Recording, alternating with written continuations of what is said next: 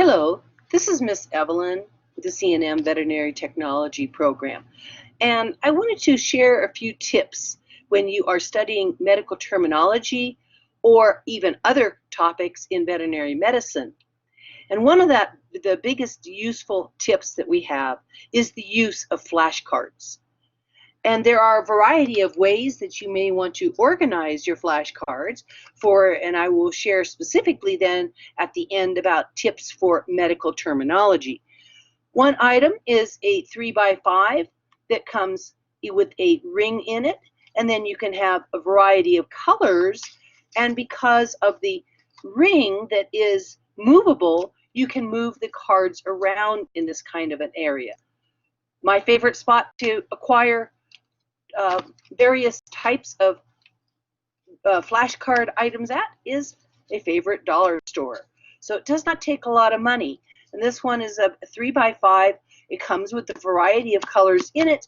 And again, they are movable. So for any kind of topics, they may become really useful. Another possibility is just simply a plastic bin. So these are 3x5 cards sitting inside the bin. They could be stood upward in a file kind of manner, or being laid down, whichever, and again, a variety of colors, and I will come back to that tip. So just a plastic bin that has a cover is a nice way to organize and hold certainly a lot more cards. Another possibility is a pocket kind of 3x5, and of course if you prefer 4x6 you can get those, and again you can see that I have a variety of colors to organize. This one actually even has some cutouts from some other paper areas that I've secured to the cards, and it organizes them quite well. Again, limited because of about an inch width. This one you really cannot expand it much beyond that. Sort of similar to the one that has the ring binder on it. This one might be the ring binder is a little bit, can be a little bit larger in size, and again, with the ring, you can move the colors around. They're not as secure sometimes because after much use, you may end up with cards that want to fall out on you, as some of them do in this. Now, of course, I can't find one, but some of them have already got wasted holes, and it's a little harder to keep them together. So that's one of the drawbacks of having something that has a single clip. A methodology that I have moved to for cards recently is keeping them to the 3x5 size, a 3x5 size, but it's a 4x6 file holder. And I really am finding that this one is quite nice. With the 3x5 cards, they move in and out of the slots much easier. So speaking about medical terminology, or a course where you have several different items of similar but different kind of areas to organize.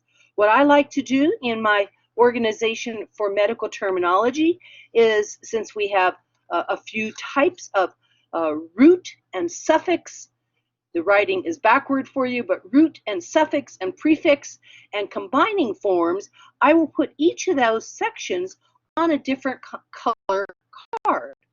So I have all my suffix all on 3x5 cards. Again, they fit very nicely in and out of the 4x6 holder, and they're pink. Now you can choose whatever colors you want. For myself, it's more as an instructor reminder. So I have things like, where does a suffix play? And it's at the end of a word. I have that on the back of the flashcard. It's at the end of the word. A hyphen has to be before that suffix, and it means a procedure, disease, condition, or disorder. And it makes the word a noun or an adjective. I have all of that written on the back of the card. That can help me remember, even as an instructor, how to keep all the information straight. And then I have like suffixes that have double R rules. What are some of those? I have those written on a card. Now, as you are first learning these, you may want to have each of those suffixes with a definition on a single card.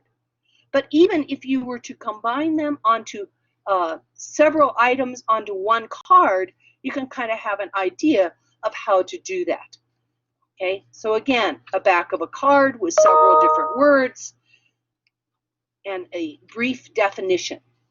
So I have my suffixes on the pink cards. I have a few extra white 3x5 cards sitting in here if necessary. And then indeed I have prefixes on yellow cards, again divided by quantity, location, condition or status, and time. I divide those prefixes out so it helps me remember what they are. And again, in the 4x6 folder, those 3x5 cards fit quite nicely. And then I have other cards in here that represent, in this case, animals and different gender terminology that is necessary. Again, in a different color. They're on green. And then others that are on green are some other tips, other words. So having them on the different colors is a nice and quick, easy way to kind of to separate the topics, or in this case, the type of words. And then I have items about various species. I have ovine, which is for swine, or pardon me, sheep breeds and so forth. Porcine for swine. I have items about dogs, non-sporting groups and so forth that you will be introduced to later on. And then, well, in mine as an instructor, I actually have some cards here for tips about what's going to be on a midterm or a final. And I incorporate those in my own little organizer. So I find this 4x6 organizer to be flexible enough because of the hook that it has. And again, my favorite dollar store, I was able to find that at for a whole $1. Not a lot of money. Buy a few cards and you can help organize your terms. Or if it was for anatomy and physiology, organize the different organ systems. And again, looking at maybe the different color cards. So I'm hoping that that shares a few ideas on flashcard use. The other item in veterinary medicine that is really handy to have is a dictionary of some sort. This one is my favorite overall. I love this one. It is literally a pocket dictionary. I have a 3x5 card. It is about 3 inches, or about 5 inches, maybe by 2.5 inches. I did secure this through the C&M bookstore. I will leave the ISBNs attached to descriptors in the video. Again, what I also like about this one is, yes, you need to have pretty good eyesight to be able to read it. And it is written to the human world, but there's a lot of pictures in here. Considering the size of this dictionary, there is a lot of information. Easy enough to read, and literally, when I say pocket size, it fits right in my pocket. That dictionary is entitled the Nursing Dictionary Pocket. And I will put the resources of these, and again, very small, almost the width of a finger. And it has so much knowledge in it. I love this dictionary. Another one that is still relatively small, again with my 3x5 card, you can see that it's about 5 inches wide and probably someplace around 6 inches or so in height, 6 to 7. This one is called the Dictionary of Veterinary Nursing by Elsevier is the publisher. Again, I will put the ISBN. It is a nice glossy shape. It is still fairly small, not quite pocket small, but fits nicely in a backpack or on a receptionist desk. Has a few pictures in it. Again, sort of small print. I'll say the one thing I'm not as happy about is, at least for my eyes, some of the green highlighting on the edges is not as easy as some others, although it does have some really great appendixes and resources at the end. So a very, you do get a big bang for your buck here. One of the items, though, is also printed in Britain, so there may be a few terms that go more British. That's why it's veterinary nursing, where they're called veterinary nurses. It might go a little bit more British than USA. But again, very small, nearly the size of a finger on the width. It is very durable in its binding, and Elsevier is always a very good publisher. Another one that if you can find this, it is called the Dictionary of Veterinary Sciences. Now I put the little curly binder on it.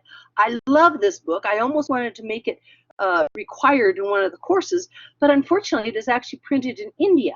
And it is a little bit hard to sometimes get hold of, and I will put the reference up. If you are able to find this, though, for $3 to $4, there is a lot of information in it, and it is geared a little bit more into animal science terms. It has a few pictures than maybe straight medical terminology. Although if you're getting it as a dictionary use, it would be very, very handy. It does not really have any other helps in it. It has some items at the end. Does not really have any helps beyond just the words that you can find. Again, if you can find this for just a matter of a few dollars, you can see that both of those two are very similar in sizing, shape, and again, I added the spiral binding myself because I do like it so much, and it helps lay it down flat. The last one used by a lot of veterinary technicians, and you will find this around a lot of veterinary offices, it's called Delmar's Veterinary Technician Dictionary. Now, it might be a little bit more expensive. It is by the publisher Delmar Thompson Learning, but again, very thin on the binding. It is a little larger than the other two. So if we line them all up, you can see that there is certainly the differences of sizing here. But they're all paperback. They're all fairly lightweight. Again, my favorite, the little pocket. Nice glossy, great references in the Dictionary of Veterinary Nursing, Dictionary of Veterinary Science, bang for the buck if you can find it. And this last one, so the Delmar's has really no photographs at all. Although its helps at the end are that it has a really great appendix with combining forms that you need for medical terminology, and I believe it also has some references, or in that is the prefixes and suffixes. So it has a marvelous section. I'm trying to find where it starts, Appendix A. Okay. All of that section.